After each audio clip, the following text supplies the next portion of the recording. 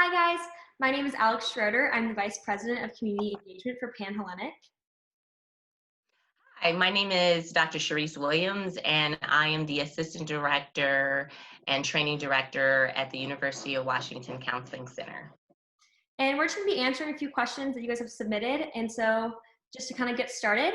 So during this time, what do you think some methods to cope with losses of experience that people were looking forward to? What are some ways that people can kind of deal with that? That's a great question, Alex. And it's one of the things that we've been working with students quite a bit. And I think that students are experiencing a lot of grief and just really having a hard time putting that title onto it. Because when we think about grief, we usually think about it in terms of someone dying, or maybe even a loss of a romantic relationship.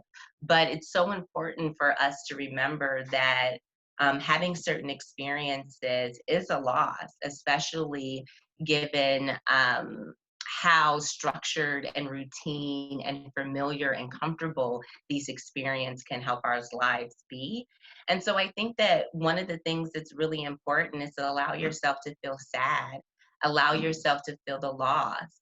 Um, but in order not to kind of stay there, because it's easy just to be sad and hopeless, to really kind of use both and what that might look like as I'm really sad that I'm not doing a traditional graduation. And I know that by social distancing, I'm help keeping myself and others safe. Because I think that holding that dichotomy can be really hard, but it's true. There are lots of emotions that sometimes don't fit comfortably together. And I think just holding that dialectic can be really helpful. I think this also gives us the opportunity to reevaluate how we celebrate, why we're attached to certain things that we do, because we're all needing to be more intentional. And so, for example, I'm really intentional about when and if I go to the grocery store.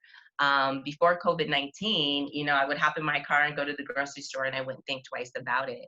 But now that we are faced with the need to be intentional, I think it gives us the opportunity to reevaluate how we are attached to things, what builds up expectation, and then see how that aligns with our values. Because one of the things that I've been telling people about graduation is that the reason why we have this ceremony is to really earmark and celebrate a significant accomplishment.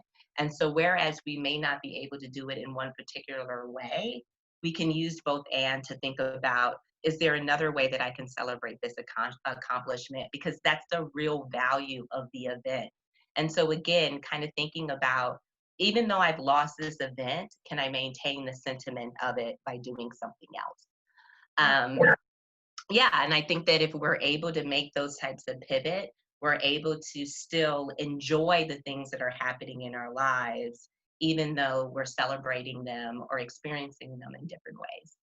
I think that I really like the point you made about intention because I feel like sometimes we can just kind of be going through the motions and just doing what we think is right for that time and that moment. And so kind of bringing back that sense of intention into the actions that we have, the relationships that we're building and, taking care of, along with intentionally taking care of ourselves. I definitely think that sometimes we can let self-care sit on the back burner, especially with school and just being busy. So this is giving us some time to kind of refocus to that. So I think that's great. Yeah, absolutely. It gives us the opportunity to refocus and think about what's important. And then it also gives us the opportunity to respond with that intentionality, which we don't have to lose. That's the one thing that we don't have to grieve. We don't have to get rid of our intentionality, even in the midst of a crisis.